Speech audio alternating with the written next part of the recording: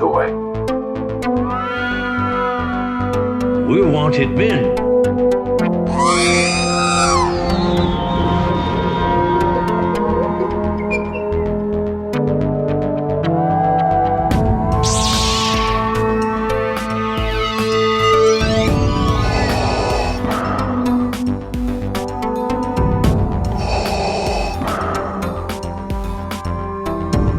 I have spoken.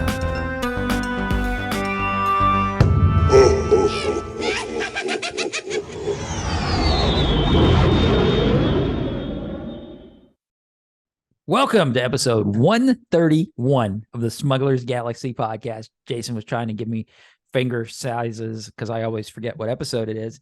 But hi, Jason. I'm Glenn. Hi. There's Jason. Jason, how Hi. you doing? I'm good. What's a stormtrooper's favorite store? I don't know what. The one next to Target. That's great.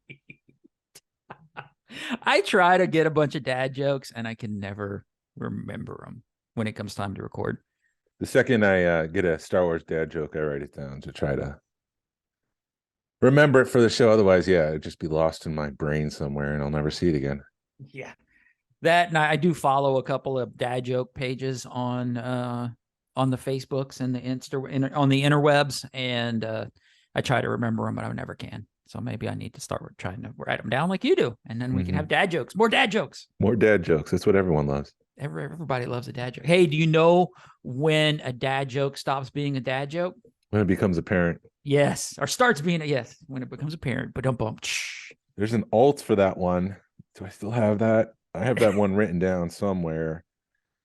Stall. Talk about something. Mandalorian season 3 started this week. We've got Mandalorian showing up at Galaxy's Edge in Florida. There's I got it.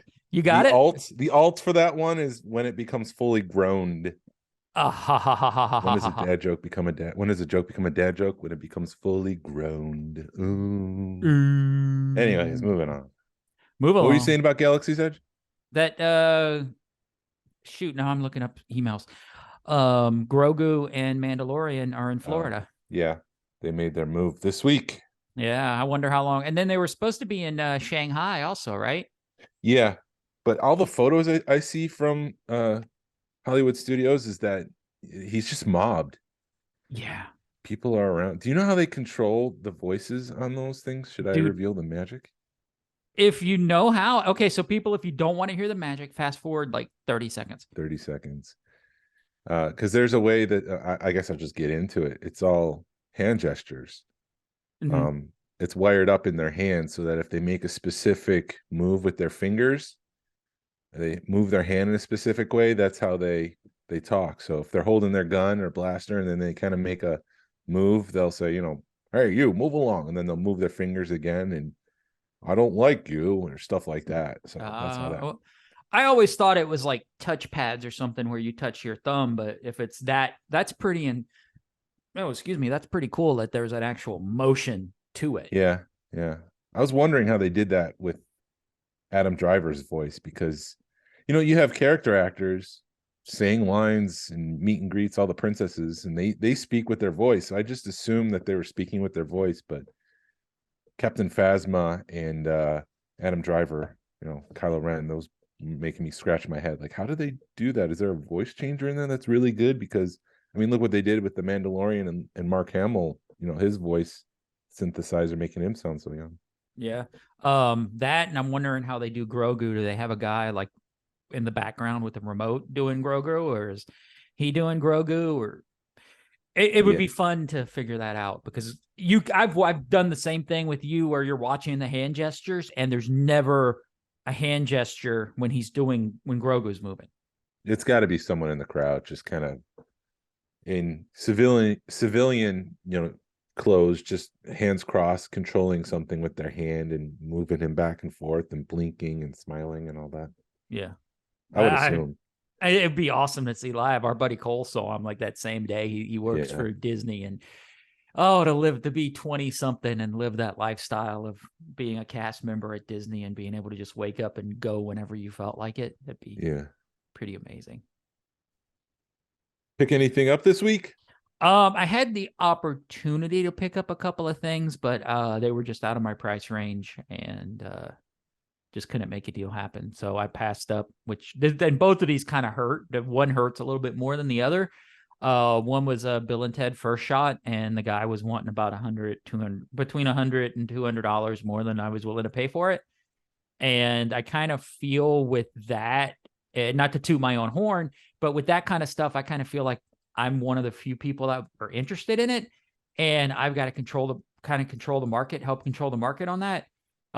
So I think, if I'm willing to pay more, pay up, then that'll make other pieces go up. So I got to kind of, not jump at stuff when it's overpriced. But it ended up selling, so I have no clue. It was on Deal or No Deal, so I have no clue what it ended up selling for. I know what he was wanting for it. And then I had a shot at a Galactic Heroes hard copy that was the Emperor, which I want to get into something with you. I kind of mentioned it. I sent it to you on Messenger, but I want to kind of talk about it here while we're in this, so we can wait till after. I'll wait till after you're done. No, go ahead, talk. Okay, cool. But it was the same situation where I didn't have enough money to make the deal happen, and I'm trying. There's Toylanta at the end of the month, and I'd like to have a little bit of money to have fun at Toylanta, even though I probably won't find anything. It'd be nice to have some money to have fun up there. But all right, so it was a hard copy of an Emperor, which I collect the Galactic Heroes, and having a hard copy would be cool, but it's not a character that I like. So would you buy something just because it's part of a collection? It's a hard copy of something you collect, but it's not a character you like, even, or do you just kind of pass on it and wait for a character to pop up that you follow? Yeah, it sounds like you have character focuses, not a line focus. Right. So would you buy it because it's a line, even though it's a line that I focus on, Galactic Heroes, would you buy it to be a line focus versus a character focus? Well, if you're character focusing, then I wouldn't buy it. But if you're line focusing, but if you're line focusing, yeah, I would. Like I'm focusing on Micro Machines and Action Fleet, the vehicles from the smaller vehicles, the non-Hasbro line, non-Kenner line. So if something comes up, then yeah, I might grab that. But if there's a Kenner X-Wing that pops up, no, that's not really my focus. If another, I don't know, action figure, Hasbro, something like I follow the line. I don't follow the character. You follow characters. I thought you followed the Galactic Hero line, but apparently it's just characters. Well, it's a combination of both. Even though it's not a character, because it was an Emperor. I don't know if I mentioned that. And it's a cool looking piece, but there again, it's like I would be spending money on an Emperor hard copy. I don't know. I play this game in my head when it comes to spending a lot of money, where it's I'll either buy it or I got to think about it for weeks. I guess you got to close your eyes and just think to yourself, do you love it? Yeah. Will you love it? Or do you want it just because you have the opportunity to buy it? I think that's more what I'm getting at is, do you want it because it's an opportunity and it'll never come up again? Like the Bill and Ted First Shot, I would have loved to have had that. That would have meant, because they were both about the same price. And the Bill and Ted First Shot would have meant more to me than the Emperor hard copy, because I'm trying to do a Bill and Ted run of First Shots. Yeah, I wish you had got those Bill and Ted. I would have loved to. I even pushed it a little bit further, and the wife would have been mad at me if I'd have bought it. But and I'm also really jaded because I got such a good deal on my Bill and Ted run that it's hard to spend more money than that. Yeah. So did you get anything? Just some small things. Like I said last week, I went to IKEA and I got bored and I wanted to see if there was a Micro Machine shirt, and I couldn't find one. But I did find a Galoob shirt on 80s Tees. So nice. Now I have a Galoob shirt. So I picked that up this week that came. And then I also picked up, I went to Second Chance and I got a Dengar and a Forlom, a vintage, because I didn't have those in my collection. And that's a character Forlom, not a Kenner Forlom. Like in Kenner flip-flop the names on there. It says Forlom and not Zuck. It says Zuck is not Forlom, but it's actually Forlom. Anyways, right. I got those guys. Nice. Well, you know why they flip-flopped them like that. Okay. Well, let's tell people, because Forloam, one of the guys at Kenner came up with Forloam, and they pinned it to, because which one's Forloam's the gray one, or Yeah, the buggy looking. Yeah, I guess they're both buggy looking, buggy. but Yeah, the protocol droid with the bug head is Forloam. So is Forlom. he came up with Forloam, and Zuckuss was the tan one. And then they flip-flopped the names because he didn't want to say, well, I named this guy. And oh, no, you actually named this guy. So it was all a money thing with Kenner, why they Yeah, changed things Lucasfilm around. didn't want to have to pay licensing or royalties to anyone who named things. So if the guy said, I named that Forlom, Lucasfilm could come back and say, no, we named that one Zuckuss. Yeah. So it was just to strip that down. But yeah, I picked that up because we announced the London thing, right? Or London. Ryan's announced the thing he's working on for London. The ice cream patches? Yes. Yes, yeah, that's been announced. Okay, Yeah. I just want to make sure because as far as I know, that's been announced. I don't know. I'm assuming. So. Yeah. Well, if they haven't been announced, we'll just get yelled at by Narayan. Yeah. Well, it's a bounty hunter patch set. It is an ice cream patch. It does follow it's like the next series of the ice cream patch set, that the Wilbur Hood thing that we did for Celebration Anaheim, and I'm making another commercial for that, a vintage Palatoy looking commercial. So I didn't have all of the bounty hunters, so I had to go pick up 2 of them, and so closer to finishing my 92 run. Nice. I do have a question. I know Toylana's coming up, and you guys did the running of the hoods, and there's talk of it. Y'all did the running of the hoods last year, and there's talk of it happening again. If I just bought like an orange t-shirt versus the whole outfit, because it's going to be 2-3 years before I wear the uniform again. Yeah. Would you think I get away with that, or should I go for the whole orange jumpsuit? I think you should get the orange jumpsuit, or maybe find a white one, a cheap white one, and dye it orange. At that point, I might as well just buy an orange one. Yeah. Well, I'm just trying to save you some money. They're like $30. I thought Wampa Wear. Okay, then get it. You thought what, Wampa? Wampa Wear is the one that makes the heavy duty, real good cosplaying ones, but I think they're sold out. Maybe because of freaking Star Wars Celebration. Yeah. But yeah, I don't know. Do what you can. The more the better. So I have less eyes on me as I'm running, and all the G.I. Joe guys are like, what's going on? Well, no, there's not going to be any G.I. Joe guys at this one. Allegedly. Well, here's what's funny is you and Narayan were so stressing out over being like legit at Celebration. Yeah. And you see half the guys don't even care.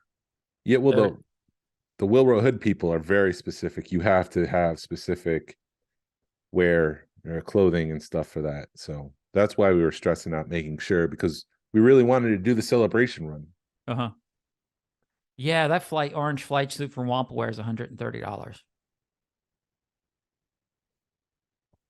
Yeah. Yeah. Is that the one you have? Yep. That's the one I have. Man, you're committed. Yep. But I don't have to worry about it because I've already bought it. Inflation drives that prices up. I'm locked in. I've got mine in my closet. Yeah. That's a lot of money for a jumpsuit to do a gag, but yeah. If you're gonna do it right. I have some news, so we can get into that. But I have a question, and I'm just like thinking at the top of my mind as I was looking through the aisles at the toy store or Target and the toy aisles. Black Series and Marvel Legends packaging are now boxed, so you can't see what's inside. But Transformers has like an opening, so you can see the Transformer. And I'm just like, why? Why can't I see the figure before I buy it? Even if it's just a small little opening, like, yeah, here's Din Djarin. I noticed that. I don't know why they do that, because I was looking at Target. They had one of the super packs of Transformers, and it was on clearance. And I picked it up because it had a Bumblebee in it, because I like Beetles, and Bumblebee was a Beetle in this battle pack. And I noticed that they had slits in it so you could see, and it was specifically on top of each figure, so you could at least look in it and go, oh, okay, that figure's in there, that figure's in there, and at least check them. But yeah, Is it more expensive to do that? I don't know. Maybe because there's a die cut, but I don't know. Like, seems like it would just be easier and kind of put some of the concerns people have about buying something without seeing it to rest. Because even on the Transformers, don't they do something crazy? Or they no, they don't have any plastic on it. Or they do. No, they're plastic free, but they just have a little opening at the top so you can see the Transformer inside. Okay, maybe on the cheaper ones they have the they don't have any plastic. It's open where you can even touch the figure. Maybe it's a way to, because isn't like the new figures now just wrapped up in like a wax paper? Yeah. So maybe if it's all wrapped up in a wax paper, they save money on having to twist tie things to the back. It's just easier just to wrap things up, throw it in a box, and ship it out instead of having to twist tie it down and make sure that the weapons are secure. Maybe that's why. Yeah, I don't. Question. Yeah, I don't know. Well, I noticed that what they'll do is if they wrap it up, like the cardboard insert has a little pop out that they put the figure in, and I don't know. I haven't bought a Black Series that looks like that, so I have no clue how they package them. But I know, I'm curious how they do the weapons. Yeah. Is it? I know on the other things that they have like an open window, the weapons are kind of tucked away on the side. But I have no clue how they're doing the Black Series because I have no interest in the Black Series. The last one I bought was the Boba Fett, the Dad Bob Boba Fett, and it was $10, but it was still plastic. Yeah. I don't know. Hasbro announced a gem this week on Amazon, the Black Series carbonized Ned B and the Purge Trooper set for $75, which I'm at a loss. I don't want to go down this road again, but they make it so easy. Who is asking for this and why? Ned B is peg warming at Target right now. Like, that's a $35 figure. 30, 35, 30-ish. Are they just deaf or, I don't know because, sorry, I'm going to cut you off. No, you're good. I don't know. No, you're good. Hasbro just are clueless. Yeah, I mean, you do market research and you've got to see people groaning and moaning saying, enough with this. It's not cool. We don't want this. I know Yak Face totally went after him for doing that set because it's a worthless set, and then you're going to charge $75 for that. It's good. Nobody wants that. Nobody wants it, and it's not even a character. It's not even like a fan favorite character. It's just a guy that was in the background. Right. He's a bender. I don't get it. I don't get why Hasbro would do that. It's ridiculous. Because I'm certainly not going to buy it. I didn't buy the first set. Nobody wants to carbonize. The only one I kept, because I had some credit stuff, but yeah, like the credits, I kept the credit Mandalorian because I paid like $10 for it or 13. I paid underpriced because it was at a yard sale, not a yard sale, but it was at the Powder Springs show. Yeah. And I think that's a cool looking, just because the Art Deco style to it. But nobody wants that crap. Nobody wants it at that price either. It's just, it's mind-boggling. Like, why would you do that? And Galactic Figures, which is a website, posted this week because it's the lead up to Mandalorian, that Mandalorian premiered in 2019. How many Mandalorian Black Series figures do you think they've released in that time? The original Mandalorian from season 1 to today. Din Djarin, that version of the character. How many figures have they released? Okay, so they is a Black Series or as a TVC? No, just Black Series. Just Black Series. So they have the OG one. They have the Beskar one. They got the snow one. They got the mud one. They got the carbonized one. They have the credit collection. So that's at 6. And I know there's probably 1 or 2 I'm forgetting. 13. They've released 13 of them. I didn't list them all out, but yeah, they've released them 13 times. Oh, because then you've got a couple. Then you've got probably a Beskar one with Baby Yoda, and then you probably got the other one with Baby Yoda, and you got the one with Ahsoka. Oh yeah. Did they do a Black Series with Ahsoka? Yeah, that was it was a 2-pack. It was like $60. It was an Amazon maybe exclusive. The only thing new was Ahsoka came with a cloth cape, and the Beskar spear was part of that set. Those are the only 2 items in that packaging set. So let's go spend another $60 for a freaking cape and spear. Why not? Rosario Dawson. So some of this is old. So this is like news from the past couple of weeks. So I apologize if someone's in their car listening and doing their work or something. And like, that's old news. On the Today Show a couple of weeks ago, Rosario Dawson was talking about Ahsoka's premiere date. And she said that's probably going to come out this fall. We're going to have Haunted Mansion come out in August 1st. So sometime after August, we're going to get the first season of Ahsoka. I need to watch that whole Haunted Mansion trailer. I did, because you're in the middle of doing stuff. You're on Facebook while you're walking down the street or whatever, and you see that film. I saw the teaser image pop up, and I'm like, is that Rosario Dawson? So I have to watch that just because she's in it. The little bit I saw the trailer looked pretty good. It looked better than the Eddie Murphy version because it looks like they're taking it a little bit different, and it looks like they've got some good actors in there. Yeah. My only concern with it, and it could have been just an issue with the trailer, the tone seemed off. It seemed a little bit more humorous than scary. Oh, I don't okay. know. Well, maybe And, it'll be a good combination. Maybe they were just trying to lighten it up and say, hey, this is a family-friendly film, and then you get in there and it's like, oh, this is kind of Ooh. scarier than I thought. Yeah. But I'm it did sure look fun. I'm sure it'll be fun with some jump scares in it. And, it's Disney. They got to make it family friendly. Yeah. And I mean, I'm biased because I do like the Haunted Mansion, the ride. And so it's like, you really going to make a movie out of this? You really, like, sarcastically, come on, really? You think you can do that? Well, look at what they did with Pirates of the Caribbean. It's one of their greatest Yeah, franchises. absolutely. I don't know how they pulled that one off, but that first Pirates is an amazing film. I loved Yeah. all of them, but the first three are special in my heart.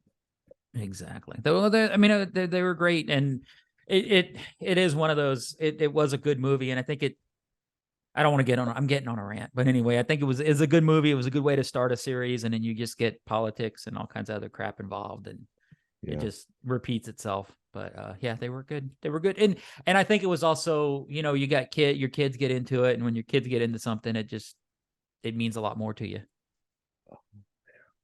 What? I did pick up more than I thought because What did you get? I didn't cover it all. Well, I'm looking at the news and like the Inquisitor ship, Micro Galaxy Squadron, and the Rancor LAAT went up for pre-order. Mm-hmm. In my notes here, it says a placeholder on Amazon for the Inquisitor ship from Obi-Wan appeared on Amazon. No pre-order orders open just yet. I've got it in hand. Same thing with the Rancor. Those were supposed to be dropped on May 4th, and it was like pre-order for May 4th, and then the next day you get an email, it's coming this Friday. Yeah. You came over last night to grab some stuff, and I showed you that Rancor and that Rancor lat, and those, people, the micro galaxy stuff is so incredibly detailed for as little as it is. Yeah. The rock, there's a top piece on top that pops out. You get to see all the rockets. The thing pops down. The ramp pops down. You could put a speeder bike on it, and I just wish there was an easier way to get more troopers for that, because my lat doesn't feel right not being full of troopers. Yeah, as Max said, the intent with the blind packs is to kind of build up your characters. So if you had got was it the RTAT, ATRT, whatever it is, it comes with those clone troopers, and then you can just take those clone troopers and put them in your ship. Well, I may do that. You had pointed that out last night, and it was just late and my brain was gone. And I was like, where was I that Jason mentioned that we could do that? And I'm like, oh, that was in my basement. Yeah. So I may do that just to kind of build that lat up, because they have space for like 6 or 7 troopers on that thing, clone troopers. Yeah. And I think it would look really good filled with troopers. Yeah, that's why I hope they do something with stormtroopers soon, because I want to fill up the Imperial troop transport. Because right now it's just 2. Yeah, I'm sure they're gonna have to do something where you can get some army build some of those guys soon. Yeah, that's right. We asked them about that because the Imperial troop transport came with 2, and we're like, how do we get more? Do you plan on doing a troop builder pack? And Max said, no, that's the intent of the blind packs, is to build up your characters. Yeah. The only fault is like, how many Ahsokas and Mandalorians do I need? Well, that's like you were saying last night. You're like, you need the Baby Yoda and the Scout Trooper, and you're like, why am I going to buy more Blind packs. Yeah, I'm complete with Series 1. I just need that one blind pack, but I don't want to open up 60, 70 blind packs to find the one. Even though you're getting on the when you order this stuff on Amazon, it seems like you're getting all the chase, but it seems like for some reason it seems like they sent the case of chases to Amazon. Yeah, it's weird. It's very weird. I can't explain how I got lucky with the Amazon stuff. Yeah, I mean maybe you could trade that for that trooper with Grogu. Possibly. I got a couple more things here with the Micro Galaxy Squadron, and then we can move off of that. Yeah. The Marauder was available at Macy's around the holidays for $50, which was $20 over MSRP. That just goes to show you what what Macy's does with all of their stock. If it's overpriced, chances are it is, because it's supposed to be a $30 product. That was a Target exclusive. Somehow it landed on Macy's. I didn't want to buy it because Jazzwares is saying this is a Target exclusive. Mm-hmm. So somehow Macy's got it. I'm just going to wait for Target because I'm not paying $50 for it. It's sold out at Macy's. So if you go online right now, it's like a $250 ship. Jeez. That's what people are asking, and it's what it's selling for on eBay. I think it's that FOMO, fear of missing out. So people are just bidding it up because they feel like that's the only way they can get it. But in one of our Micro Galaxy Squadron Facebook groups that we're part of, somebody emailed Jazzware and said, "Hey, what's going on?" Jazzware said, "Yeah, just wait this spring." Okay. So cool. if you want the Marauder from the Bad Batch, which looks like it's a great ship, it's coming to Target this spring. I have a feeling if we're just patient, we'll find stuff for Micro Galaxy. It's really, really weird right now, the distribution of it, because you're not seeing, it's not in order. So now that Wave 2 just came out, now Wave 3 is coming out with the lats, and now Wave 4 with everything coming on Amazon. So it feels like it's disorganized, or maybe Target's messing stuff up. I know I've said it before, but I truthfully think Target clearancing those things out messed up the distribution of that line. Yeah. Speaking of some of the intrigue of this line, I don't know if intrigue's the right word, but StarWars.com officially showcased Series 3 of the Micro Galaxy Squadron, which included Poe's X-Wing, the black and orange version, the V-Wing, General Grievous' Starfighter, which is a rare of 1 of 15,000, Anakin Starfighter, Plo Koon Starfighter, which is another 1 of 15,000, Ayla Secula's Jedi, I don't know if I'm saying that right, Jedi's Interceptor of 1 of 15,000. What I didn't see in that announcement was the chase vehicles, 1 of 5,000, which I thought was interesting. However, an image kind of appeared in the press releases that was distributed, and it had Poe's X-Wing, the white and blue version, but there wasn't a carded image of it. So I'm like, that must be the 1 of 5,000. But they didn't announce it, which is weird, and it's not on the back. So I wonder if Jazzware is kind of realizing maybe we shouldn't do the chases. Maybe we should just stick to the rares. Maybe that's enough. Because I know a lot of could again be just confirmation bias, but it does seem a lot of people are getting frustrated and they're stepping out of this line because they can't get their hands on the chases. Yeah, I could agree with that, because we're all completists, and you're gonna, and I truly think you have people that are at Target, because I see it all the time, or Walmart or whatever. They're checking their phones, scanning the barcode, going, "Oh crap, this is going for $300-400 on eBay," and they're picking it up just because it's going for $300-400 on eBay. They have no desire to own the ship. They just want to make a quick buck. And part of me can't blame them, but it just sucks as a collector. And it's don't pay $300-400 for it on eBay, and it'll help soothe the market. Yeah, we'll see what happens. It'd be cool if they went back and redid like Sabine's TIE Fighter and just as a chase, so they put more, well, not chase, a rare, so put more out there in circulation, change it up a little bit. Yeah, but yeah, we'll see. It'd be nice. I guess we'll see what happens. Maybe they'll do something. I just don't know. I don't know what to. I don't know what to make about the whole situation. I'm being a Rebels fan and wanting that ship for the last 10 years. It sucks. Mm-hmm. And then I have a bunch of Mandalorian news. Obviously, Mandalorian dropped this week, so some of this was leading up to it. But it does talk about the future of the show and the whole Mando universe. So we can get into that, and then we'll break down Chapter 17, The Apostate. Do you want to go over? We got an email. Do you want to do that now, or do you want to do that after we break down Chapter 17? Well, let me finish up the Mando news, then we can talk about that email, and then we'll go into Chapter 17. All right, cool. So Jon Favreau is doing the rounds to promote season 3 of The Mandalorian, and he has confirmed that he's already written season 4. He said, season 4, yeah, I've already written it. We know where we're going. We have to know where we're going to tell a fully formed story, so we mapped it out. There is a rumor of a possible writer's strike this summer. So if there's a writer's strike, that means they can't write anything. So it might be a good idea to have it written. That way, the pre-production departments, Doug Chiang, can start, working on concept art for season 4. And then they can finally just jump into it when the writer's strike concludes. I'm sure that's going to happen, but yeah, that's what I was going to ask. If they do a writer's strike, that means they probably won't do anything because everybody seems to support each other when it comes, in Hollywood. Yeah.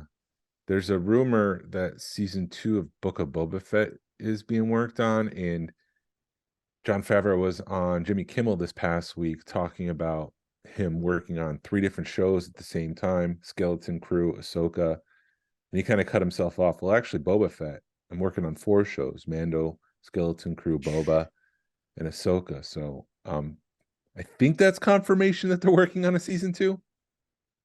Wow. As long as it don't end with them laughing, I'll be all right. That was weird. I did, going into season 3 here, I did watch those 2 episodes of The Mandalorian on the Book of Boba Fett, I guess. Yeah. And those are just stellar episodes.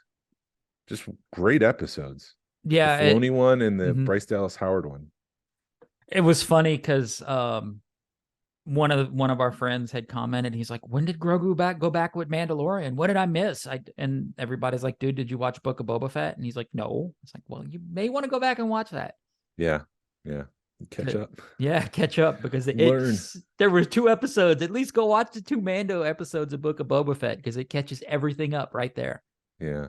And I don't know if you got this written down, but somebody had, or John, in the same the training time. Do you have that written down? No, I don't think so. Apparently, Grogu and Luke spent 2 years together training. Yes. That's the time jump. Yes, there's a time jump there. I didn't have that as news, but yeah, it's about 2 years. Well, we're talking Mando, so why not? So there's 2 years actually between the end of season 2 of Mandalorian and the start of Book of Boba Fett. I guess. Hello? Okay. Yeah, no, I'm here. I'm just thinking. I'm thinking that's what happened. Or a year and a half, 2 years, something like. I would say more a year and a half, but yeah, year and a half, 2 years. Because then if there's another year and a half, well, if he spent 2 years working with Luke, once we see Grogu and Luke in the Book of Boba Fett, that's when Luke is kind of feeling that Grogu's heart's not into it, and he gives Grogu the choice, and that's when he takes off and he goes to Tatooine.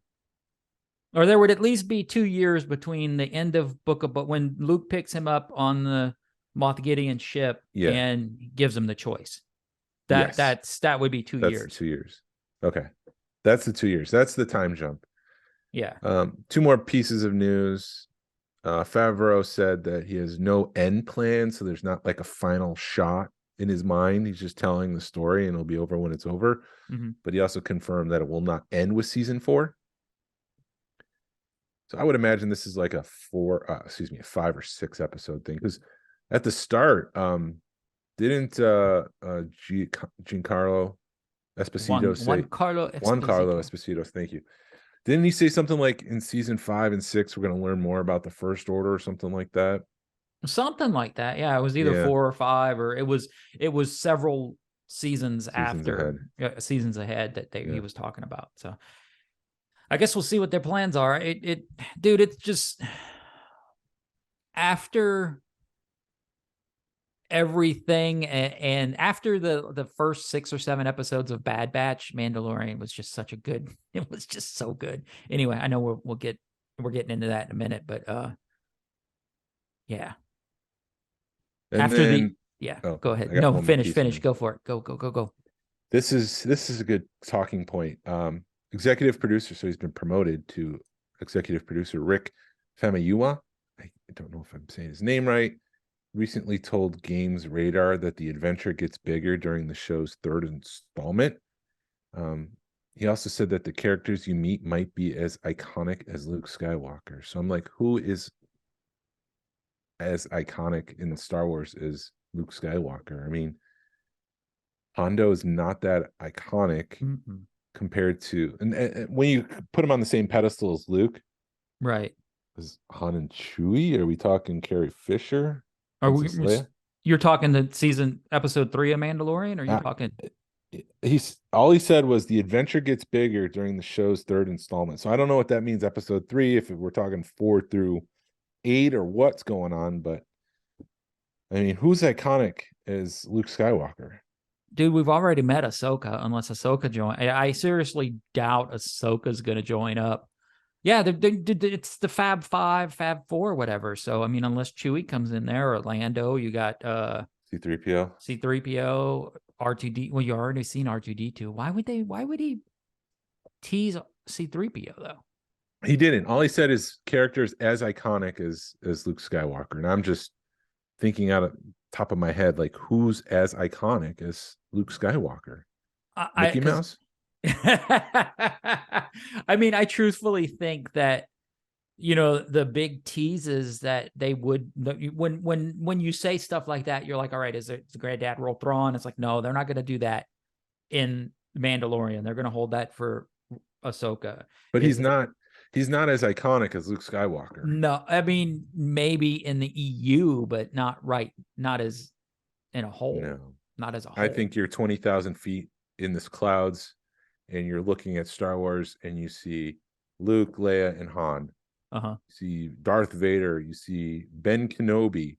Everybody else is not as iconic as those guys. Dude, I'm racking my brains thinking, who could it be? I just hope that he's not talking, too high. Yeah. Setting expectations too high. Right. And truthfully, I don't. Mandalorian's just such. God, this episode had a lot of teasers in it, and it was just such. Like I said, after the lackluster first half of the Bad Batch, going into the Mandalorian was so refreshing. The Bad Batch was incredible this week. This week, it's finally getting good. This was really good. Yeah, you're finally getting a feel for where they're going with Bad Batch, and I hope that they're not trying to retcon. They didn't do Bad Batch to retcon the sequel series, or at least show what's going on with the sequel trilogy, because you're getting that feeling with Bad Batch. I don't think they're retconning. I think they're just explaining. Mm-hmm. Anyways, do you want to read the email? Yeah, let me read the email. Or do you want me to? I think I have it here.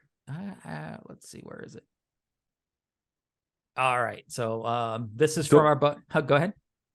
Anyways, go ahead. Sorry, I was going to say something. No, say it. What were you going to say? I was saying, do we really want to talk about the snipe service and call them out, because we could be adding to people sniping us on auctions. I won't mention the snipe service. Okay, all right. Okay, go. Okay, so this is from our buddy Barry. He goes, "Hey, Glenn and Jason, Glenn. I've been trying to catch up on episodes, but have been rolling around in my head. But this has been rolling around in my head for the past few weeks. You frequently talk about missing on eBay auctions at the last second. As you surmised, it's usually snipers. I've been same frustrations for a long time, and it became a beat or join them situation. When you see auctions jump up in the last second, it's usually is a couple of situations." He goes, "Someone has placed a high max bid and a snipe is going off in the last second, or it increases the max bid to an increment over the snipe bid, or it beats the max bid by an increment. And then number 2, someone or multiple people who had set up a snipe to go off in the last few seconds of an auction. So if you're the high bidder, even within 3 to 5 seconds left, those snipes go off and it's not enough time for you to make another bid. I no longer minimally bid on auctions ever. Couple of reasons. Number 1, people get competitive and bid again. As soon as they get outbid, it ends up running up the price when 2 or more people are interested. I do that just to be a jerk. If I'm trying to bid on something and I see that somebody's done the max bid, I will just, hey, you're not going to get this for cheap. So I try to bid it up. So if I'm a jerk for doing that, hey, don't put a max bid in. Because you can kind of feel when people are max bidding you. So you're bidding on something and you're bidding at $32. And then, so then you bid it up to $35 and it's still somebody outbid you. You can kind of feel maybe they went to $50. So you'll push it to 40. And then if it's still, so then you kind of stop, I shut it down. I don't run it up a bunch, but I'll run it up $15, $20. And if that's me being a jerk, that's me being a jerk, but I'm not going to let somebody get something away from me for free, for cheap. Shrill bidding. You put your max bid. Hey, this is exactly what he's talking about. Shrill bidding. This is what I just said. You put your max bid in, then a seller uses it as an alternate account. So maybe this to run the price up. Ideally for the seller. Oh, so the seller would do this. Yeah. Ideally for the seller to close your max bid, but not over, to get close to your max bid, but not over. But sometimes they end up winning the auction, but then they just relist it. Okay. Yep. I've heard about that too, where people are using an alternate thing just to kind of run their bid up. Some people are jerks. Yep. And then he gives what snipe service he uses. We won't list it just because, just cause. It's free with 4 winning bids per month, and then you can pay $7 per year, which gives you unlimited features, unlimited use of it. He goes, I set my bid, then forget about it completely. If the bidding goes over my high bid ahead of the end of the auction, I delete my snipe bid and move on. If it's something I really want, I'll set the bid really high and hope it doesn't get anywhere near that. He collects baseball cards for one player, and recently a true 1-to-1 card came up for one auction. Of one? It says 1-of-1 card came up for auction. He put a high bid in of $350 and won it for about $100. He said he's fairly certain if he had manually placed a bid, I would have gotten into a bidding war with somebody and ended up paying more than the $100. He goes, however, this turned into much more of an essay than I intended. Hope you both doing well and looking forward to seeing you guys at Toylanta. Best regards, Barry. Yeah, Barry, Toylanta, end of the month, man. Looking forward to it. Yeah, thank you for the email, Barry. Yeah, so it was an interesting look into how to use the snipe. I didn't realize they were that easy to use. When I hear this, when I read this, I'm just like, you're handing the seller a blank check when you use a service like this, because then they can just bid it up. Yeah. And there's no law. They could bid that up to $345 if your max bid is $350, and then if they lose out or something, they just resell it or relist it, I guess is what I'm trying to say. Yeah, and I think eBay kind of did themselves a disservice, because you used to 10, 15 years ago, you could see who was bidding. Now they kind of they hide the bidders, so you can't see who's bidding on anything. You can kind of guess because you can see, okay, this guy's bidding, but you don't know who they are. So I don't know. eBay is just getting, unless it's a buy it now or something like that, it's getting ridiculous. Unless it's like something that's very rare, like he was saying, 1-of-1, or like that Ewok, not Ewoks. Is it the pilot thing that was upside down I was talking about a couple of weeks ago? You can't find that in a toy store or a toy show. So I guess in cases like that, you have to use eBay. But if you can do it and talk to someone in person and buy an exchange in person, then that's probably the preferred way. Yeah. So thank you, Barry. We'll see you soon. Barry. Yeah, man. So you want to talk about Mandalorian Chapter 17, The Apostate? All right, yes. Let's talk about Mandalorian Chapter 17, which really bothers me that they do it, the Chapter 17, because you don't Okay, it's not like episode, you know, season 3, episode 1 or whatever. So you kind of have got to know what you're looking at. Well, I guess I'm on the other end of the spectrum where I enjoy that because it does remind me of like episode 1, episode 2, episode 3, episode 9 of the Star Wars series. So they kind of have their own thing. It's a chapter and it's a continuing story. Yeah, it's a little bit of both. I guess more for if I'm gonna go. I don't know. I have to see how they break it up on Disney Plus, but I guess they do break it up by season. So that's just me being me. This episode was directed by Rick Famuyiwa and Jon Favreau. I think I did better with the name that time. Who is that? Who is that guy? Is he somebody we should know? No, he was one of the X-Wing pilots in season 1 when they were kind of that breakout episode.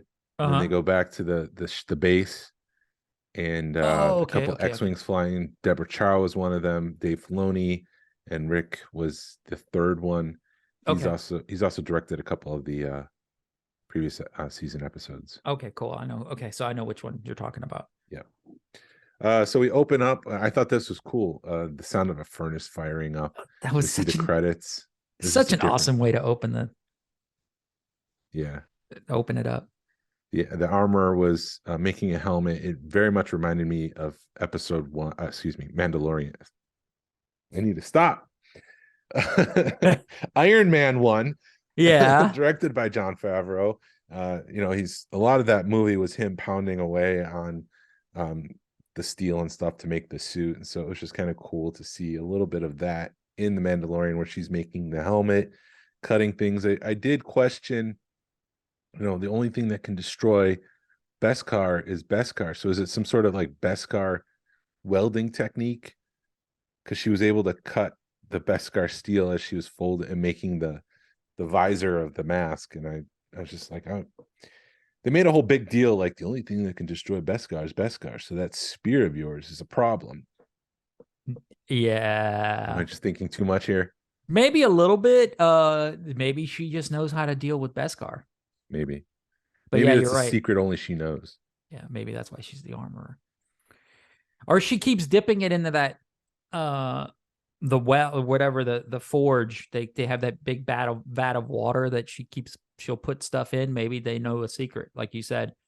Yeah, that's how you do when you make knives and stuff. You put it in oil to temper it and strengthen it. So maybe that's the additive. I don't know. Maybe she's using a Beskar welder. What do you call it? Squelching it? I think that's the term. But she puts electronics on it. She paints it blue and she carries it outside. You've got the sound of drums kind of pounding in the background. The Mandalorians, there's about 30 of them. Yeah. Who's waiting. And they actually take it to Jimmy Kimmel's nephew. That's Wesley Kimmel, who's out in the water.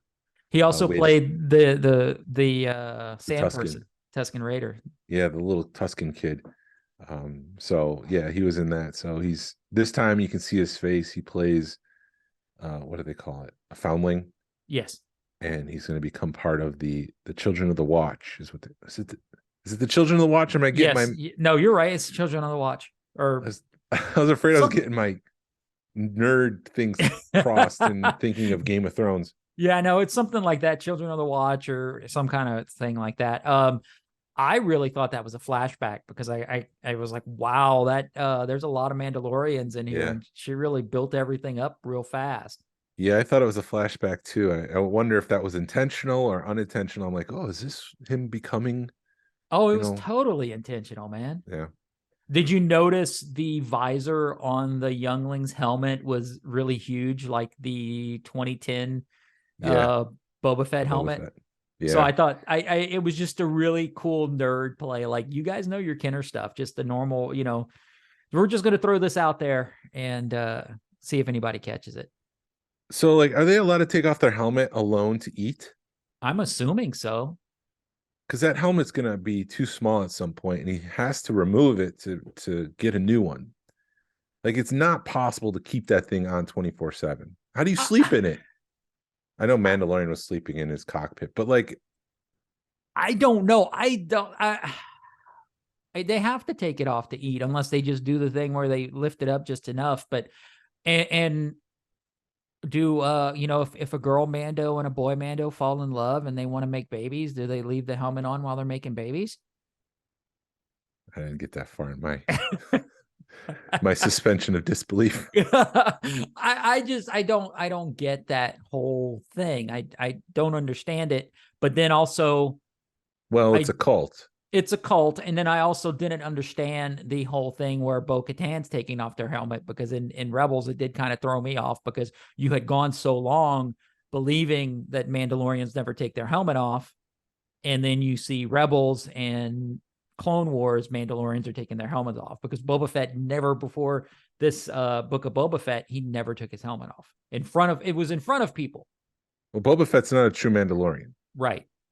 I mean, he is, but he's not. Right. He's part of the sect that broke off. So it's just, it was weird to me seeing Mandalorians without their helmets on when I first saw it. Yeah. But yeah, it just doesn't make sense to me unless they do it when they're not, at least in the clan, you think when the clan was together, they could take their helmets off. But they don't. Yeah. Yeah, they don't. And it's just, we should save some time because I know we're going to get into another tangent real soon. Okay, let's go. Okay.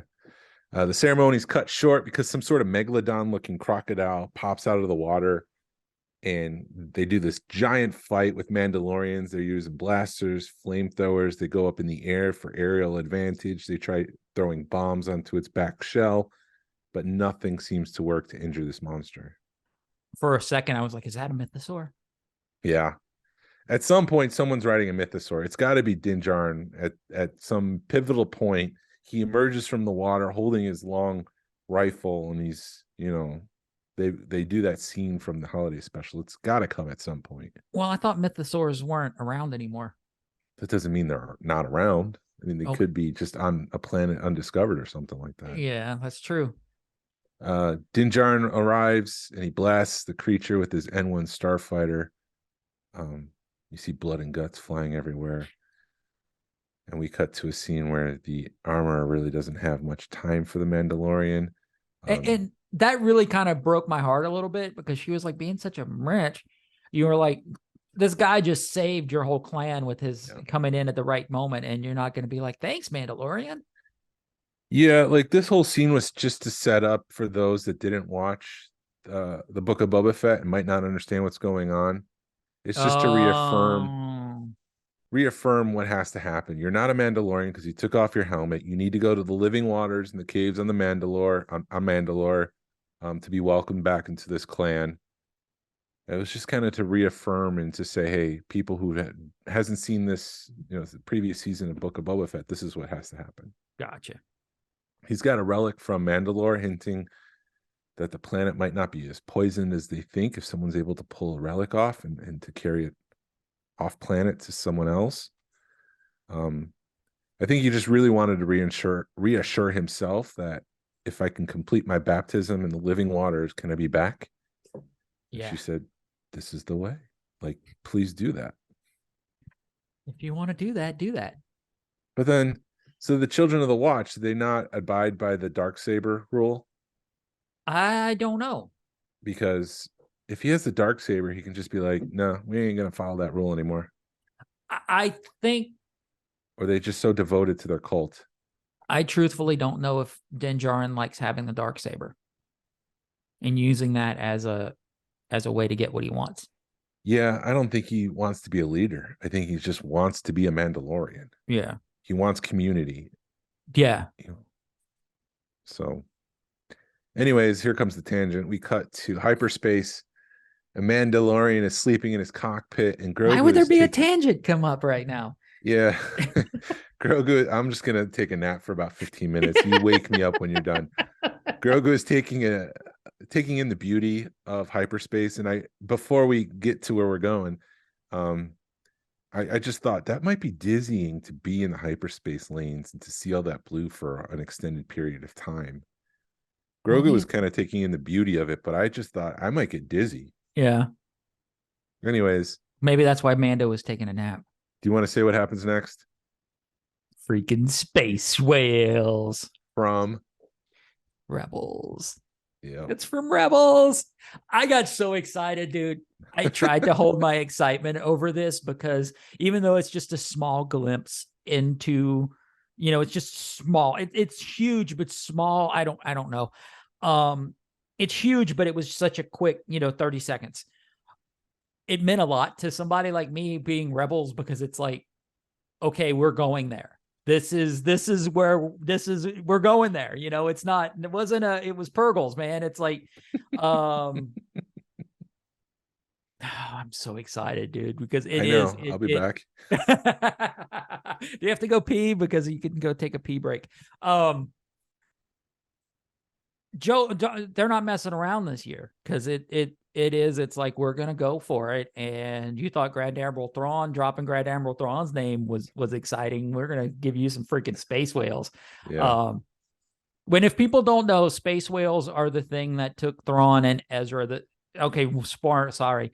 You should have seen Rebels. It's been like, it's 5 years. yeah, that's what took Thrawn and Ezra into hyperspace, and nobody knows where they are, because they just took them into hyperspace and nobody can find them. Well, not just that. Ezra used the Force to kind of enlist the help of the space whales. Yeah. And the space whales pushed the Star Destroyer into hyperspace. Right. So it was through the Force that Ezra was able to communicate with the Purgles. Yes. So, and it was just interesting, like, are they there because Grogu's there? Because he's a Force user? There's been rumors that the Purgles knock ships out of hyperspace and they're lost forever. So there's a danger associated with the whales. Anyways, Right. Grogu gets scared and he kind of goes underneath and he pops up into Mandalorian's lap because he's kind of frightened. But the shot of the N1 starfighter being so small and the size of the whales, that one shot was just like, that's an epic shot. That's a great shot right there. Mm-hmm. Yeah. It was cool seeing it. I'm excited. It's a reminder that he's hey, Dave Filoni's like, hey guys, I hadn't forgot about you. So here we go. Yeah. And I like seeing that kind of stuff from animation be pulled into live action, because it's like, no, it does matter. It is part of the overall story. This is not something you should have skipped. Right. So yeah. Anyways, we're back on. Very exciting moment. Yeah. We're back on Navarro, which has become a more prosperous place. It's growing. It's economically successful. There's mining going. The first time we see Navarro, it's scorched. There's nothing living there. Now there's trees growing. There's people walking the streets. There's monkey lizards in the trees. We go from the Purgles to the monkey lizards. Yeah. How excited did you get to see some monkey lizards? I knew they were coming. I just recognized the shot from the trailer, and I told my son Harrison, "Here come the monkey lizards," and then there they were. Yeah, my wife was even like, "Yeah, look at that." Yeah, she was. Hey, doing the Leonardo DiCaprio meme. Yeah. So is that what you were doing with the Purgles? A little bit. I don't think my wife realized what they were, because she hadn't seen Rebels. But I woke up early. It was sort of like Christmas morning for me, Mandalorian coming back on. So I made sure to wake up a little early to watch it. Yeah. Which is what I do for Mandalorian. Because I don't want to get it spoiled, because you almost got it spoiled. And I feel really bad for you, because we're in a chat with a couple of different people, and somebody, hey, Glenn, how'd you like that episode of Rebels? And you're like, wait a minute, I didn't seen it. And he was Shush! like, oh. He was like, stop it. No. And then I noticed, like, the rest of the day you were radio silent. Yeah. It sucks, because I'm on social media to monitor, people are crazy on social media. So if they say something bad about my company, I can't let that sit for an hour. Or if there's some sort of safety concern because it's in construction, hey, look, you've got a down wire at this. This has never happened. I'm just saying this is the worst case scenario. Mm-hmm. Someone messages me on Facebook, hey, look, you've got a down wire at this project. I need to be notified of that immediately so we can take care of it. Right. And I can't avoid social media. Like, it's just something that has to happen. So when a message pops up, I look and I'm like, ah. So you're that guy that when I was having issues years ago with an insurance claim and I put a nasty thing on their Facebook page, you're the person that responds to that. Yes and no. Yeah. Okay. But yeah. Yeah. Long story short, this was when my car was totaled like 5, 6, 7, 8 years ago, whatever. I had waited like 2 weeks to hear back from the insurance adjuster. And she's, oh yeah, I was on vacation. It's like, you couldn't have told anybody you were on vacation for 2 weeks. And she's like, oh yeah, I'm going on vacation for another 2 weeks tomorrow. And I'm like, wait a damn minute. I need to get this case settled so that I can settle my end of things. And then I left a nasty comment on their Facebook page. And within an hour, she was calling me going, here's your settlement. So yeah, that stuff works. Sorry for the tangent. Speaking of things that work, IG-11 is a statue in the center of town now. Grief Karga comes out to say hi. He's now High Magistrate of Navarro. He invites the Mandalorian to his office. Grogu is just spinning in a chair like a normal kid would. I just love that little detail. Grief kind of pulls us all catches us all up to speed as to what's going on in Navarro. There's mining. It's a very prosperous town. He wants Mando to move in. We don't know why at this point. It's probably because he needs a marshal, but the Mandalorian says no, he's here for IG-11. I don't care what anyone says. Grogu's eating M&Ms. They're M&Ms or Reese's Pieces, but they're not Reese's Pieces. That's E.T.'s thing. Okay. Although, if E.T.'s a Jedi and he likes Reese's Pieces, maybe he likes them because somewhere in Star Wars, Reese's Pieces is a thing. It would be funny if they were like orange and brown because they were just all one color. They're all red. Yeah. So maybe he's just a diva. Maybe Grief Karga doesn't become High Magistrate unless he's got red M&Ms on his desk. Oh, and Grief Karga just speaks so proper. It's almost annoying. Really? The way, well, not proper, but his the way he explains things, it's over the top. It's not he's like, all hey, business. He's all business, and he's like, I have this really great parcel for you, and it's like, but you could be all this and that. It's so like old English. Yeah. That, I mean, maybe that's the reason, and maybe they want him to sound like old English stuff, but it's almost annoying. Pirates are in the courtyard. One of the protocol droids interrupts the discussion to say, hey, we've got an issue. The pirates are trying to get into the school because the school is what used to be a cantina where they would get bounties. In season 1. So Grief Karga's changed that into a school to educate kids. Vane is the name of the lead pirate. He's a Nikto. With them, there's a Tessic. I think there's a Kithaba. And Trandoshan is part of this crew. Grief Karga says that the pirate king Goron Shard has been making a name for himself in the sector. Vane really just wants a drink in the school. He's being a jerk about it. The magistrate says, no, come up to my office. We'll talk about it. This turns into like a tense moment, a shootout. I really like the makeup job on Vane because even the actor was able to snarl, and you can kind of see the lip snarl in the character. I think I should just stop a minute and say that the visual effects and the special effects of this, kudos to those teams because it's just incredible. Yeah. The makeup, when you get close to Vane, you can kind of see the freckles on his face. The makeup, like I said, when he snarls, it's great. Goron, when we get to him, Goron Shard, he looks incredible. He looks like he just was left over from a deleted scene from a Jim Henson movie. He looked great. Pirates of the Caribbean. Pirates of the Caribbean, yeah. What else? Grogu was on point. All of the what are they called? Enzileas? The Babu Frick characters. Oh, the Babu Frick, yeah. Those the droid smith. Yeah. Enzileas. They Whatever, were on point. guys. They were great. Yeah. Having seen Ant-Man, like the special effects of Ant-Man are not as horrible as people are saying. But when you go from Ant-Man to this episode of The Mandalorian where everything looks incredible for a TV show, like, great job, everyone. There was a couple, going back to the whole battle scene at the start, there was a couple of things you could see, but it wasn't bad. It wasn't enough to suspend belief. It was like, oh, this is a TV show, so it can't be, $1,000, $1 million shot. They've got to do it for $1,000 or something, but it still wasn't bad. What they can pull off for TV shows now is pretty freaking amazing.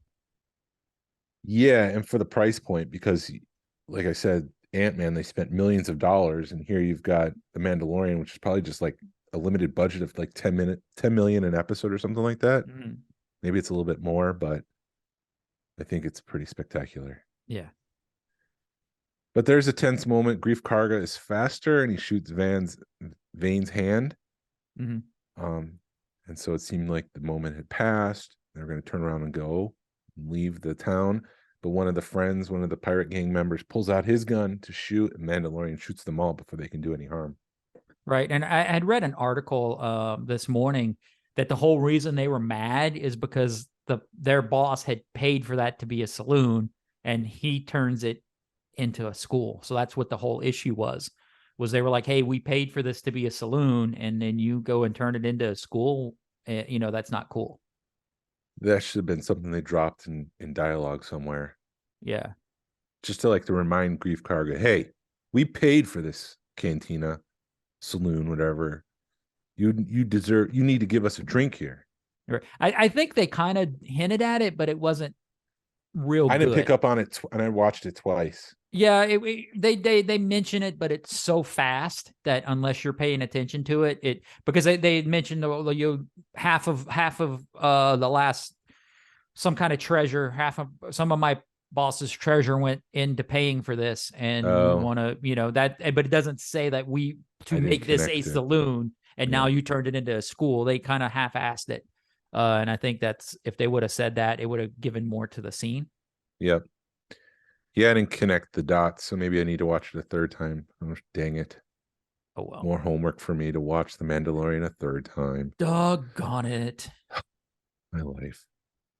So anyways, the following scene, we learn a couple things. Cara Dune was recruited to the New Republic Special Forces. Moff Gideon was sent to a New Republic War Tribunal. He wants to keep Navarro an independent trade anchor in that sector. He doesn't want the New Republic's help. He just wants to be independent, free from all that stuff. And then we also learn why he wants IG-11. I love it when we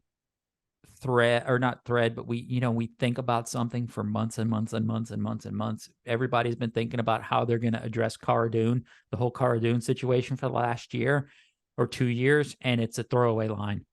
Mm-hmm. I love when they do that, because they did it in like Bill and Ted 3 when they have daughters, and everybody's like, wait a minute, at the end of Bill and Ted 2, you were calling them Little Bill and Little Ted, and then in like the first 10 minutes of the movie, the dad looks at him and goes, you remember when you called them Little Bill and Little Ted? And they were like, yeah, Dad. And it's like, it's a throwaway. It's a throwaway line. It's something that we've been thinking about forever.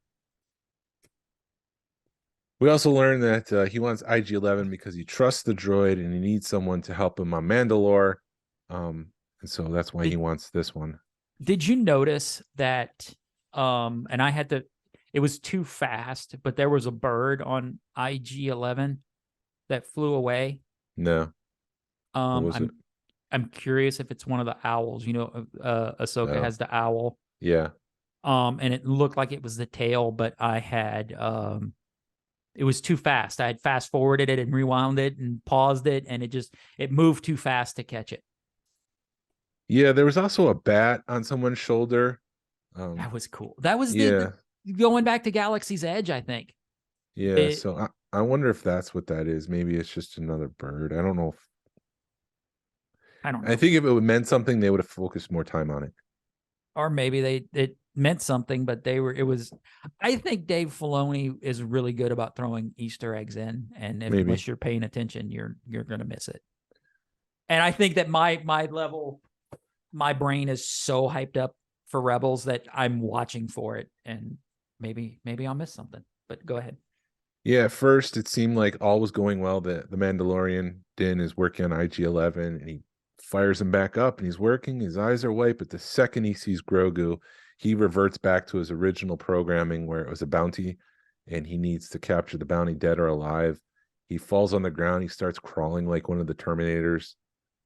It's a pretty cool scene. They ended up, Mandalorian has Grogu. He throws him to Grief Karga, and then it's actually the protocol droid who drops a statue of Grief Karga on IG's head and stops it.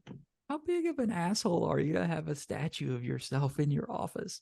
Yeah, I mean, he's got droids carrying his cape and everything. It's very Apollo Creed, very showman. Like, I am the man. I am the guy on top. I am Mr. America. But then they take IG to the droidsmith. Oh, they take IG to I'll just stop.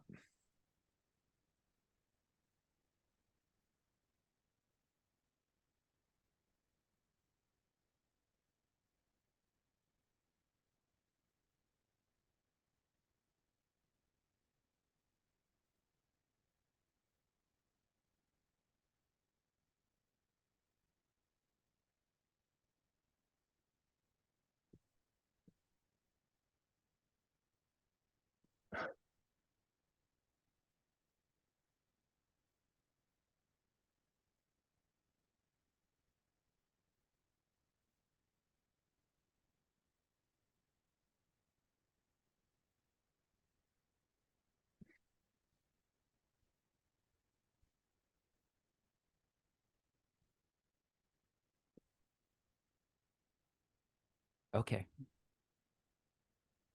So they took IG to the droid smith. Yeah. All right. So they take IG to the droid smith, and we see a bunch of the Anzalas. Anzalas? The Babu ANZ. Freak characters. Yeah. And we see them in Rise of Skywalker, and I thought these were great. One of them walks out. What'd you want? No, cat fix. No, they're broken. They're broken. No, the cat fix. They're broken. Mandalorian is trying to understand. He's like, "Do you speak Huttese?" And it's up to Grief Karga to translate.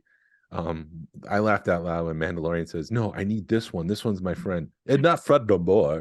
I was just like, that's a great line. The memory circuit shot. They don't make memory circuits anymore for the IG droids. This one Poodoo. One of them said, the Mandalorian says he's going to find the part. Grogu picks one up and he wants it as a pet. And the Babu Frick character is going, bad baby, bad baby. It was so great. I love this scene.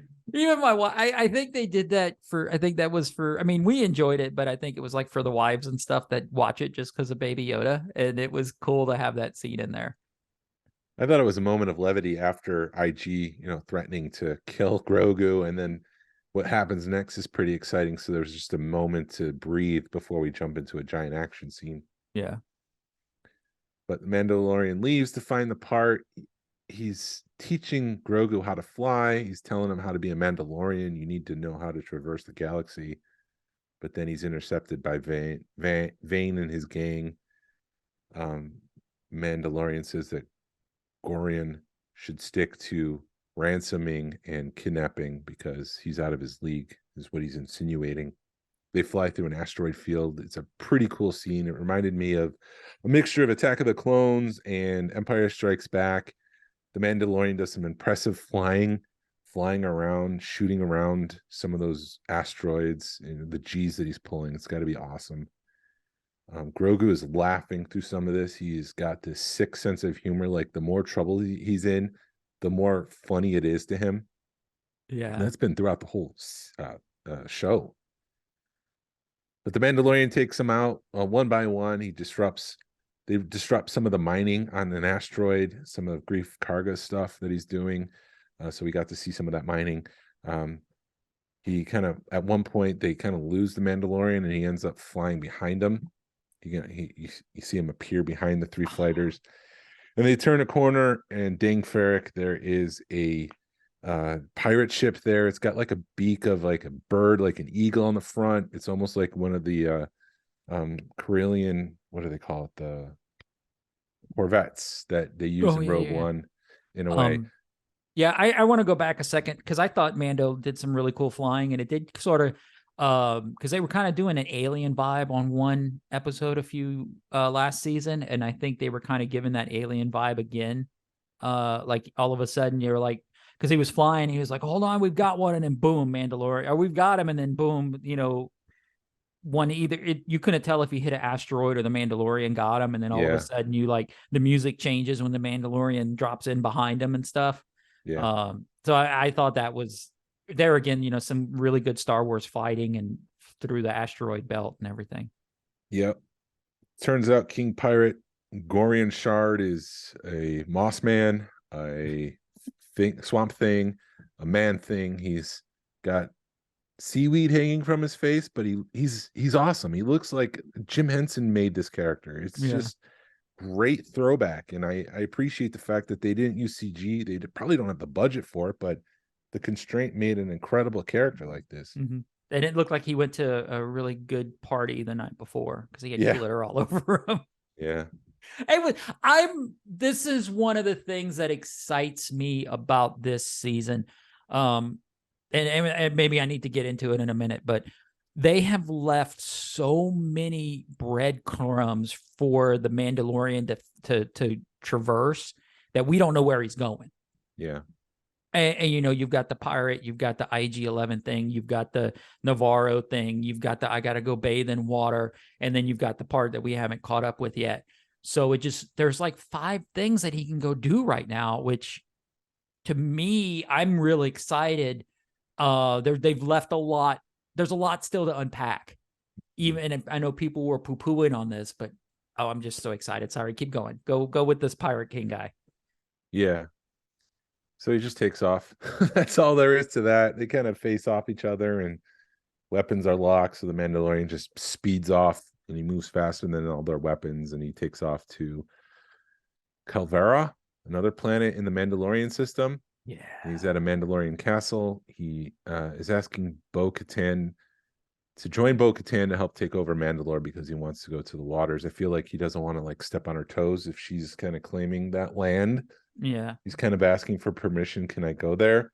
And she tells him that her fleet has left her, that he's actually in charge of the fleet because he's got the Darksaber. She says that his cult left Mandalore long before the Purge, insinuating that his clan is traitors for leaving them and not being there to support the Mandalorians who were there when the Empire came and purged the planet. They are the children of the Watch. She blames them for the reason that Mandalore is broken. She calls him a fool for his belief that he can become a Mandalore by bathing in the waters because there's no supernatural element to the waters. It's just mines, according to her, where ore was produced. The rest is just superstition. Regardless, Mandalorian believes in the superstition. He believes that he needs to go to that water to become Mandalorian again, and he asks permission for Bo-Katan to go. She says, yeah, it's under a civic center. She named the city. I didn't write it down. But she also said, like, goodbye, Din Djarin, in just kind of like an annoying way. She's not happy with him. She's pretty pissed off. She's powerless. So something's going to pay off there at some point. The only other note that I have, and we can talk about the episode as a whole real quick, it's easy for me to say, the stunt performers who acted as the Mandalorian were in the main credits section of the show. So that was cool on Lucasfilm's part to kind of promote them to the top because they are in the suit more than Pedro Pascal, who gets prime real estate in the credits. Right. And I've also heard a rumor that I don't think we're going to see a lot of Pedro in this season because of what he's been, with him being in The Last of Us. That's fine. And maybe that's why they're doing the whole Children of the Watch thing with him, is so that they can get other actors in there playing in the suit, which we didn't really see a whole bunch of them to begin with. But hey, whatever. While you were talking of Concordia, it finally hit me what Concordia is Mandalore's moon. That's a big important thing in the book in Mandalore. Because everybody went to Concordia when the siege was happening and hid on Concordia. So Jesus Christ. Sorry, I'm getting excited. It didn't hit me at the time, and now it's hitting me how big Concordia was for them to go to Concordia. So, I mean, he's right off of Mandalore when he's in Concordia. He's on the moon of Mandalore. Yeah. When he's talking to Bo-Katan. So, I mean, he's right there. Yeah. Sorry, I just looked it up in Wikipedia because as soon as you said Concordia, I was like, oh, crap, I missed that, what that was. Yeah, I thought it was a good episode as a whole. And people are poo-pooing on this episode, but people are going to poo-poo on it anyway because they don't know, if it's not what they're expecting, they're like, oh, man, it's not what I wanted, or it's not, wasn't this or wasn't that. It's like, you gotta they're build setting it the up. stage. Yeah, they're setting the stage. They're putting pieces in place. You've got, what's going on in Navarro. What's Bo-Katan's dealing with. you know where Mandalorian sits with his clan. You have an understanding of his mission now. He needs to get this part. So I would imagine he goes to Pelimato because Amy Sedaris was part of the premiere. Uh-huh.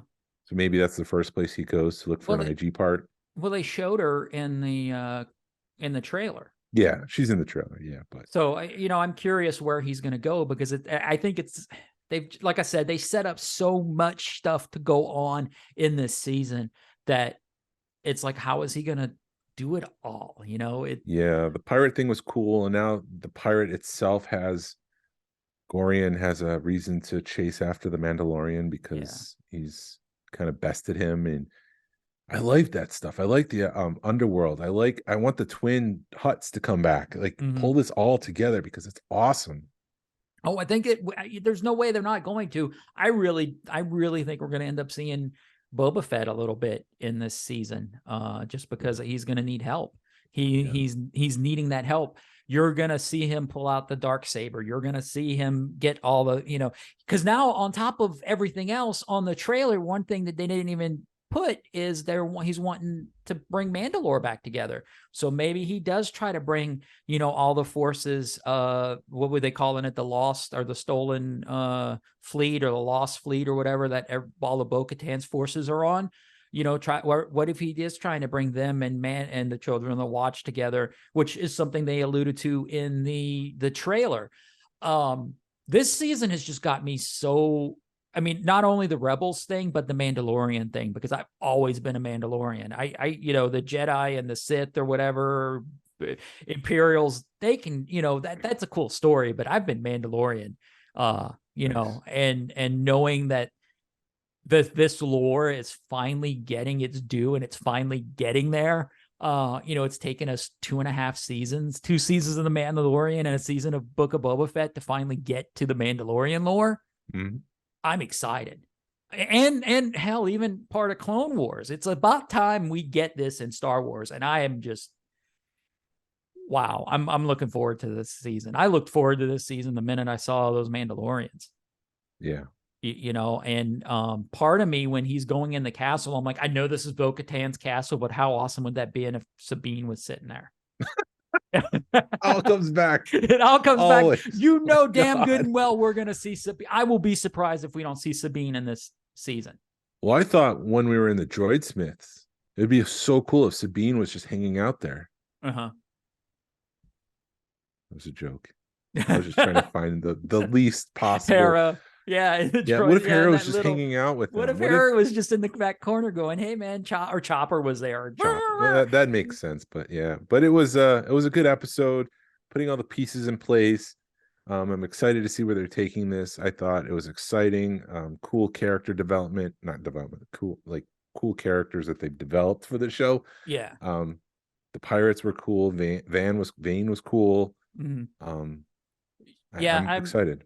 I have a feeling the pirates are going to show back up right when he's getting everything together, and then the pirates are going to show up. It'll be one of those. It'll be classic, just storytelling where everything's finally going his way, and then here's the pirates to kick your ass and take you in. Yeah. Gosh, it just some of the stuff I've seen, not really going in. Like one of the Mandalorians, somebody had posted that one of the Mandalorians has Din's old armor, so it's like it makes sense if they reused his old armor. Oh, really? I'm gonna watch this a third time. Well, no. It was like on the trailer. Somebody had picked, when they were picking apart the trailer. Somebody had noticed that that the image was reversed, and when they reversed the image, they were like, "Oh, that's Din's old armor." So it makes sense. Stuff is starting to make sense, and I like I said, I'm starting to get above my skis, which I don't like doing when it comes to Star Wars, because then my headcanon explodes and it's not what I expected. But yeah, this season looks like it's going to be pretty damn incredible. Yeah, I would imagine the New Republic shows up to slap Grief Karga for what he's doing. Yeah, and if you want protection, you need the New Republic sign here. Mm-hmm. So I think that's going to happen. I think Bo-Katan is going to make a move to become leader of Mandalore. She's going to need that Darksaber. Yeah. She's not happy, and the only way she can get her place and become a leader again is if she has the Darksaber. Right. And that's why she's pissed with Din, is because she told Din, don't fight Moff Gideon, that he's for me. And then the Moff Gideon engaged him, and then he won the Darksaber, and he's like, what the hell is this? He didn't do it on purpose. He was doing it because it's a life or death situation. Yeah. So the more I think about it, and talking to you just makes me more excited. I was not this excited about this until we started talking, and then we were like Concordia, and I was like, oh crap. And then, oh crap. You start putting the pieces together, and I purposely didn't kind of start putting stuff together because I like saving stuff, and I like, the raw emotion of it. And this, oh my God, it's just like last night when we were trying to talk and you're like, wait a minute, let's save it for the show. So yeah, it's going to be a good season, guys. We need to end the episode because my wife needs to use the room. So good stuff's coming. Thank you for listening to the Smugglers Galaxy podcast. If you could, please leave a like and a 5-star review of the show anywhere you listen to podcasts. If it's allowed, it really helps us out and points people to our show. You can follow us on social media. You can find us on Facebook, Instagram, Twitter, and YouTube. Send us an email or message us. We love feedback. We'd love to make you part of the show. Our email address is smugglersgalaxy@gmail.com. Thank you to Alfonso Riviera for the Smugglers Galaxy music. I'm thinking of 12 things in my head right now. You can find us. Jason, hurry up. I need the room. You've been talking to your friend long enough. It's been almost 2 hours. Oh my God, I need stuff to do. You can find us also at Toy Atlanta. This year we'll be at the Georgia Alliance of Star Wars Collectors booth. So stop by if you listen and say hi. Thank you to Alfonso Riviera for the Smugglers Galaxy logo. You could find him at Rock the Force podcast. And thank you to Levi Waterhouse for the music. Hasbro re-release VC6, not carbonized. # vote with your 66. Wallet. Pass on what you've learned. Be a positive force in the collecting community. This is the way. This is the way.